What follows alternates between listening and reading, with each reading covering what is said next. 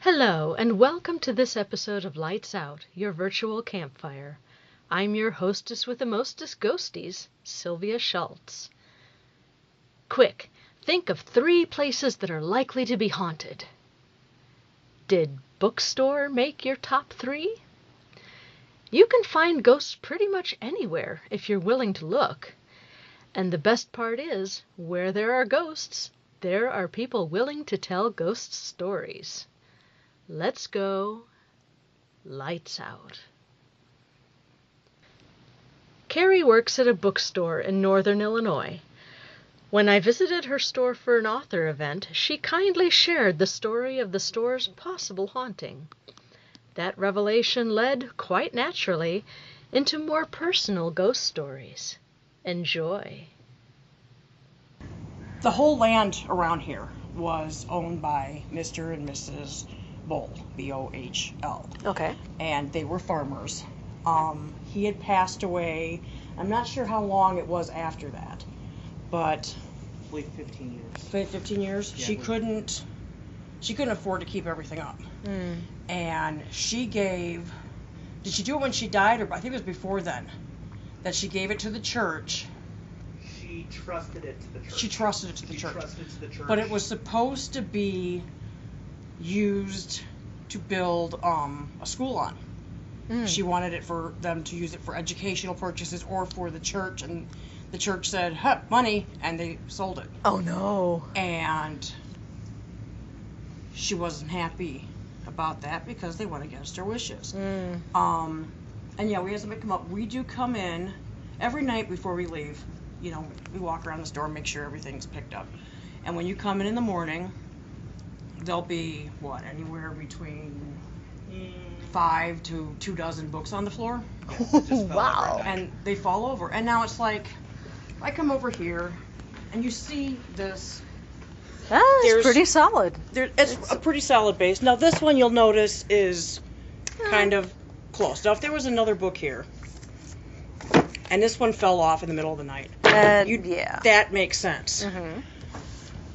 Should this one fall off in the middle of the night? Oh no, Yeah. that is way back on the shelf. And we will find stuff like this that we know. Yeah, it's the what do you call it? The store books suck all the moisture out of the air. And then they start to bend. Sure. So it'll fall. It kind of distorts its shape. But when you have ones like this and you know that they're back, and you walk in the morning and you go to put it back on the shelf, it's like, that one shouldn't have fallen off. I've had... Yeah, when you put it back on the shelf, you can see where it was. So I have had when...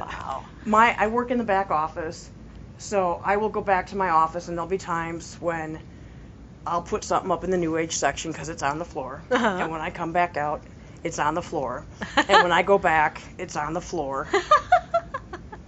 And there's no reason why it should be on the floor. It's not a curled book.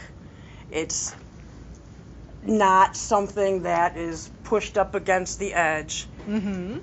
That's the big one. We also did have, several years ago before I worked here, we had somebody pass away in the cafe. Oh, in the cafe? Yes. Oh my goodness. Yes. And the one who found her, she's not here tonight. But for a while, people felt that there was something not right. But I've never had an issue since then. I'm saying both PJ and I, we're pagan. Cool. So we are kind of more in tune to that type of thing. I think that there is somebody around here occasionally. And this time of the year, the veil gets thin. The veil gets thin. And I say probably about 3 years ago, it seemed to me, and I had asked other friends that I knew felt the same type of things, it seems to me that it's starting to thin sooner. Yeah, like it starts about the middle of September and goes, into November. Like it's stretching. out. It starts thinning a little bit earlier, and then it takes a little bit longer to just kind of close everything back up. Yeah. That's how I have felt for the past couple of years. Huh. Because I feel a change in me when that starts happening. And first ghost I ever saw, I was 8 years old, and it was my mother standing at the foot of my bed. Oh. Yeah. It was the day we buried her, and I kept, I'm crying in bed. We buried Mom. Yeah. And I was just kept saying to myself, I just want to see her one more time. I just want to see her one more time. Over and over. And then suddenly at the foot of my bed, there is this pink shimmer, and she was buried in a pink shimmery dress, and it scared the crap out of me, and I ran out of the room crying. Now, did you have pagan leanings even back then, even as young as that? Were you raised pagan? No, I was definitely not raised pagan. We were raised in the Christian Catholic Church in Zion, Illinois, the town that was built for Christianity. Sure, Zion, yeah. And I always thought about that because it was, and I never told anybody. Never told him because, I'm not going to get Dad mad at me and all that stuff. And when I was 16, I met, some other people from high school, and we started playing with a Ouija board. And we learned right away that there were certain people that you'd have them on the board and nothing. And you'd put other people on the board, and we'd always have somebody recording. Somebody would write, and we'd have two people on the board. Yeah. There were some people on that board together that the writer would have a hard time keeping up. So we started researching, and this was 1986. 1985 was the book Ouija, the Most Dangerous Game came out. So this is the first thing we found. And I'm like, from what we've talked to people on the board, spirits, people, I call them people. I call them people. Because they are. What this guy was writing did not mesh with me. I'm like, how so? He thought, everything was bad. It's all bad. It's bad. It's bad. But you know what? They had automatic writing long before they ever had a Ouija board. Absolutely. And are you telling me that the pencil's evil? Exactly. So then we started learning about somebody being, more of a channel or medium person, and what we call a battery. So I am a channeler. Okay. I can work as a battery. I prefer to work as a channeler. I have certain friends that are my batteries. Other people I can't work on the board with. I mean, they could be a good friend of mine, but sometimes it's not going to work. It's something with the energy. So we would have some interesting conversations. When I was with my first husband, was before we got married. I had slept up in his sister's room one night, and in the morning I went to his other sister, and I said, something kind of strange happened last night. And she says, well, what's that? And I said, I could swear after I got into Cara's bed that somebody else got into the bed next to me, and there was nobody there. And she said, what did you do? And I said, well, I just said, if you want to sleep there, that's fine, but don't bother me, I'm tired. And in the morning, I felt the bed lift back up, and that was it. Really? And she grabbed my arm, and she takes me into the office and goes and gets her mother and says, I want you to tell my mom what you just told me. Well, I, tell the story again, and Mom burst into tears. Oh. All of the females in that house had the same thing. Really? Yes.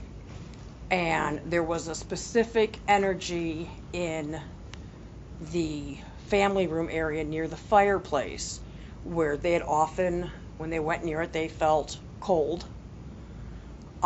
They could hear voices there sometimes. They often heard yelling. Ooh. Well, when my first husband and I got married, we got married in front of that fireplace by a Lutheran priest. Who kept turning and it was his left shoulder. He kept turning and looking over his left shoulder. And he kept saying that he felt like somebody was standing behind him. Wow. So we had gotten out the board, and we started talking to a person who, I think his name was, I can't remember if his name was John or Gary. The last name was Houston. And he said that he had lived in that house. So we went and we researched. Yeah, the house had been owned by whatever this guy's name was, Houston. Huh. And he was dead. And he had died of a heart attack. And we had done all the talk with him first, and then we went and double checked everything and found out what he was saying was true. But what he had told us was that he had told us his son had killed him. He didn't tell us he died of a heart attack. He had told us his son killed him. So we go in and find out it was a heart attack. Come back, we're playing on the board. I'm like, you told us this. He goes, my son and I argued because he was going to get married, and I didn't feel they were ready. Now, my husband and I were both very young. He was 17, I was 19. His parents signed for him to get married. He had to have permission from both parents. I know I wasn't pregnant. Okay. But he said that having us in the house had brought this all back, and that when they were arguing, he had a heart attack, fell, and hit his head on the mantle of the fireplace in the same area all the time. Yeah. Oh, wow. Boy, what a story. We used to have Ouija parties. Like every Friday night, we would have a group of people come over, and we would try out different people and everything. And I had one that claimed that he was going to be reborn. He kept telling me he was going to be reborn. Cool. And he gave me a date of when he claimed he was going to be reborn. And the friend I have known the longest, I met her when I was 6 years old. Her parents moved across the house. She was 4. Her son was born on that day. Her first child was born on that day. Really? He was my godchild. Yeah. Wow. So, I mean, we've had... So that's why he came through the board to you. Yeah. And he kept saying that he was going to come back, and this would have been about 2 years before he was actually born. Adam was born. Neat. Yeah. So we've had a lot of interesting stuff like that. The next episode of Lights Out is, of course, the annual Halloween episode.